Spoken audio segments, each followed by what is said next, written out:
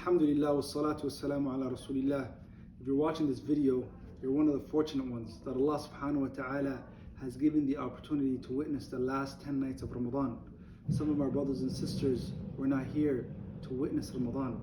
And some of them witnessed Ramadan, but they're not here to witness the last 10 nights of Ramadan. But you and I have this great opportunity. Brothers and sisters, Rasulullah sallallahu alayhi wa sallam would work extra hard in these last 10 nights. Aisha radiallahu anha, she narrates that the Prophet sallallahu alayhi wa sallam, in these 10 nights, what did he used to do? He used to tighten his waist. This is metaphoric to show that he would strive extra hard, and he would ahya layla, he would make the night alive.